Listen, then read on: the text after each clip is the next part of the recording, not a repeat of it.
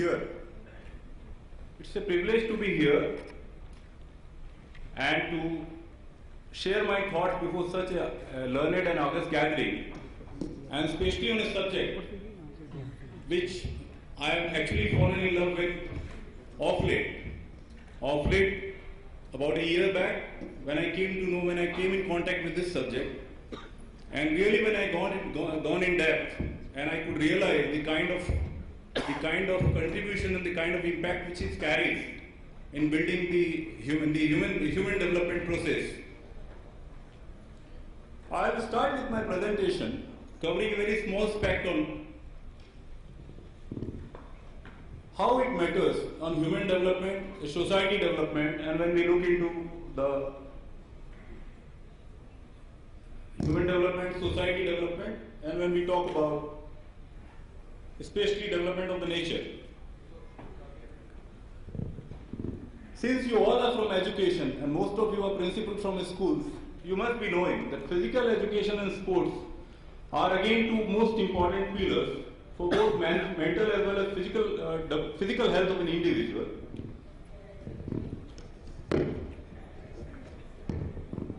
Regular physical activity in children and adults has shown to facilitate better stress management, alleviate depression and anxiety, strengthen self-esteem, boost mental alertness. I would like to quote Nelson Mandela, who speaks, sports has the power to unite people in a way little else can. It can create hopes, break racial barriers, laugh in the face of discrimination, speaks in language they can understand. Above all, sports is not a luxury in society. On the contrary, sports is an important investment in the present and in the future. Sustainable sports and recreation management makes a valuable contribution to protecting our delicate environment and reducing our ill adverse impact on it. See, let me just put across, I am sure you all are aware, we all are aware as a citizen of this country that probably in the global arena in sports we are nowhere, we don't stand anywhere, except that in cricket we are getting some laurels. But when we talk about the global events like Olympics, Asian Games or Commonwealth, we are nowhere. Actually this is a non-related topic, actually I just want to highlight, I'd like to draw your attention. Look into, in totality there are 48 Olympics which have been played so far, right from the beginning, including both winter as well as summer Olympics, out of which our country has participated in 32 Olympics. And when we look into the medal tallies, out of 17, almost 18,000 medals, we have been awarded 26 medals only, which is 0.15%. Whereas when you look into the population terms of the country who are participating, I think we basically represent almost a population of 30 to 35%. And when we look into the numbers, we are nowhere. We are negligible. When we look into the individual sports, in the recent years, we have got one medal, Abhinav Bindra. I think we have got one gold medal, that's all. Let's get into Asian Games. In Asian Games, when you look into the statistics, total 16 Asian Games have happened so far. Fortunately, we participated in all of them. And when we look into the numbers again, out of total 12,000 plus medals which have been distributed, as a country we have got 545. The performance is a little bit better than the Olympic, but again when we look into the representation in terms of population, I think we are nowhere. Similar cases with Commonwealth Games. This is just a highlight that where as a nation, when we look into USA, when we look into Japan, which are relatively very smaller in terms of population than us, where they stand today. I think that's the kind of benchmark this nation should look for. A good part of that, in recent years there are certain flares which we all could witness. There is a spark which is actually being seen in sports. And I think since you all are dealing with the very premium age group of especially any human life, it's very important, I feel it very important to share my thoughts on that. See, what is regular physical fitness? Being physically fit, what does it convey? Just in short, I'd like to contain in this slide. Regular physical activity is essential for healthy growth and development. It's not something new which I am telling you. It is something we all know. I just want to draw in this presentation. A healthy mind and body boosts students' academic achievement. Researchers prove that better physical fitness, physical capacity and physical activity results in higher school ratings of scholastic ability. Regular physical activity right from early years of learning helps to maintain a healthy body weight, lowers level of anxiety and depression, enhances the cognitive functioning. I just try to do a kind sort of a comparison, physical activity versus physical education. Just want to draw physical activity cast behavior, curriculum-led physical education. This is very important. Curriculum-led physical education teaches about physical activity helping the students to attain the knowledge and skills. Most of the time, students are physically active in the play during PT periods or otherwise. But unfortunately, most of the students are not comprehensively, I would like to quote, they are not physically literate. This is a very important line which I want to draw your attention to.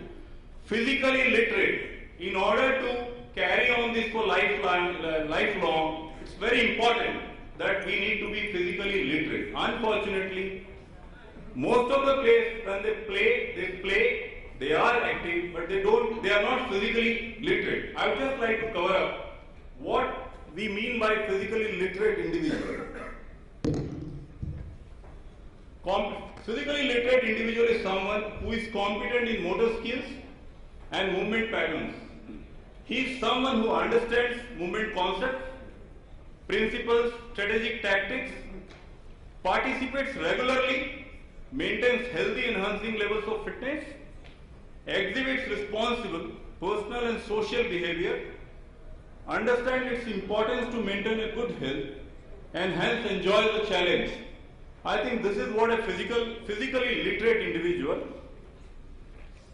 Getting on to that, I would just like to take a snapshot, the cause of concern.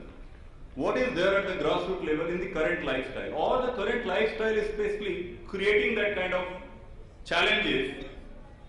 Increase in the rate of obesity among metro children.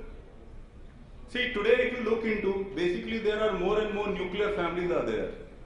And it is basically both the parents are working. Actually it's a two-job household.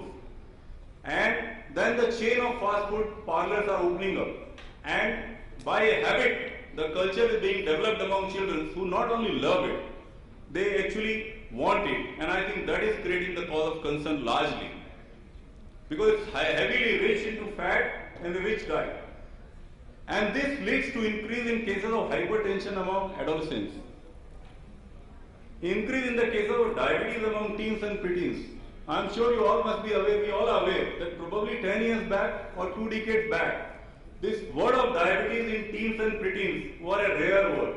Hardly there is to be someone who was having that. But nowadays it is becoming regular.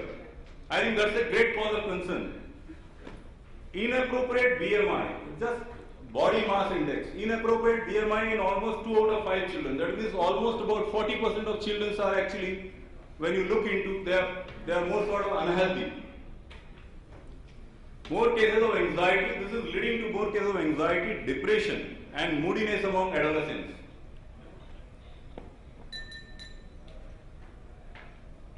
See, now let's get into, I would just like to touch upon, subsequent to that, how important is physical activity for our body. I'm sure again, this is not a very science, this is not a very rocket science, most of you are aware, but I just want to put it in a channelized format. Helps control weight, builds and maintains healthy bones, lean muscles, joints, reduces body fat percentage, reduces blood pressure in some adolescents with hypertension, reduces feeling of anxiety and depression, moodiness, prevents delays, high BP, heart disease and diabetes, and overall it actually helps in building the personality. I was trying to drive the point home that how important is personality in our day-to-day life for lifelong healthy living. Personality makes a difference, whether it's a professional career or whether in any field in life. I think we are just running out of time. Children are at school just want to touch upon this.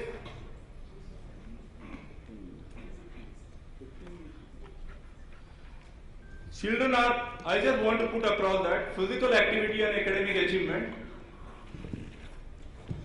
See, just want to take through. I think again you all as school leaders, you know very well. But let me just want to draw.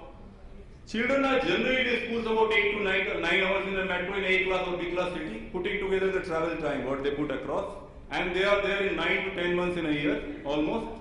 And this continues for almost 13 years. 11 to 13 years. Most of the times, they are actually, indirectly, they are forced to sit. Research shows that structured physical education programs help children improve interest in regular physical activity. According to recent medical studies, physical well-being of a student directly impacts his or her performance in class. Physical education promotes healthy and active lifestyles, increased physical fitness, teaches movement and behavioral skills. Thus, it plays a very important role, a vital role in the student's development and growth. Role of school leaders and caring leaders. This is one slide I just want to touch upon. No offense, but the school leaders, since most of this time, the children are under the supervision of the school leaders, all the caring adults. It's a suggestion that most of the school should ensure to have a quality physical and educational program. And they must know whether the school provide adequate time for physical activity. I'm sure there are a lot of academic challenges. And there are earmarked times for physical activity, but whatever time which they allot, whether is it adequate, can they increase it? And whether this time when the children are actually into physical activity, whether this activity is leading to physical fitness and skill development, whether this activity promotes interest in activity outside classroom. It's very important. See what happens, school is a place where actually the leaders play a very important role to infuse the interest in a child, basically. So despite the child puts very little time in physical activity or sports in school, but if it is done in the right manner, it actually infuses the interest in the child, and probably after the school or on holidays, the child will put up that much physical activity or sports, which will actually cover up a lot of gap. So I think this is a very important line. Above all, making him or her physically literate individual. He or she should know that how it adds value, and whatever exercises if they do in a right manner. The school should ensure to have a curriculum-led and activity-based PE and sports program, and must advocate for a periodical evaluation of these programs. Let me just have an opportunity to introduce my company, Sports Education Development India Limited, or SEDL we call it. This is our company, is jointly promoted by two large corporate houses, one very reputed corporate houses from Mumbai called Kohinoor Group, having diverse business interests. The another group is Podar Enterprises. This is a more than 100-year-old business enterprise in Bombay, having interest in many businesses, and I can just tell about that the first president of their trust way back in 1926 used to be Mahatma Gandhi himself. That's the kind of reputation they carry. Jointly put together, this company was started in 2009. I will not take much of your time. 2009, and from then onward they were doing cricket, where they have a tie with Cricket Australia. Last year we got into this physical education, and we have introduced the brand called RSG. I'll just like to take you through briefly. Ready, steady, go, or in short, RSG is our physical education brand. It's a bouquet of physical education and sports solutions for a school. It imparts end-to-end physical education and sports solutions for schools. Just one snap through.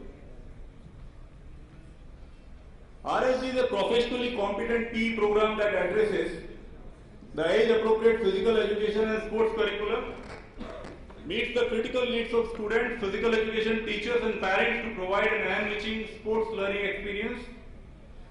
Program is meticulously divided into sessions-based modules, assessment reports, program tracking system, parent-teacher modules to ensure smooth implementation of the program.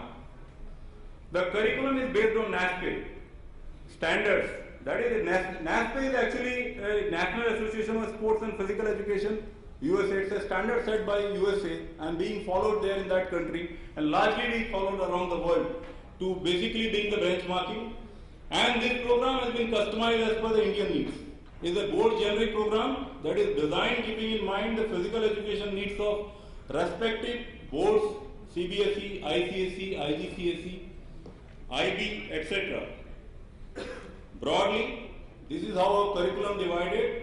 We provide right from 3 years and we take it up to completely we serve. Then we also provide out of the school, after school programs, sports specific programs. We have a specialized services in Cricket India Academy, where we are actually partner with Cricket Australia. We are the exclusive partner for Cricket Australia designed cricket education program. Brady is our brand ambassador, Mike Hussey is role model, Alice Perry is also a role model, Eliza. These are all very big names in cricket. Alice Perry is an all-rounder in Australia. She represents the country in cricket also, as well as she represents them in football also. And she is an all-rounder, exceptionally capable all-rounder woman. Just that let's facilitate. I'd just like to run a small video, 2-3 minutes, wherein our participants are playing with Cricket Australia and Firozshah Kotla, Cricket Australia team.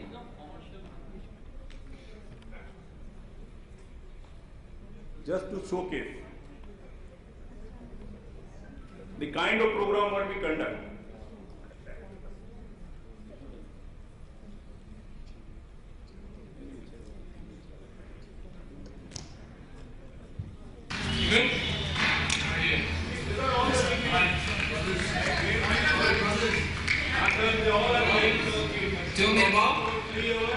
That is the kind of exposure children are getting.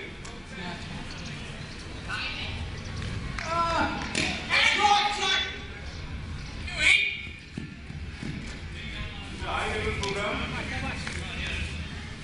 and we conduct lot of tournaments, inter-school, inter-club. The Glenn Maxwell.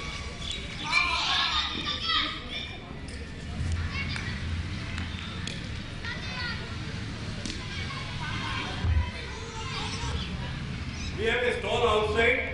Give us an opportunity to interact more in this regard. Thank you.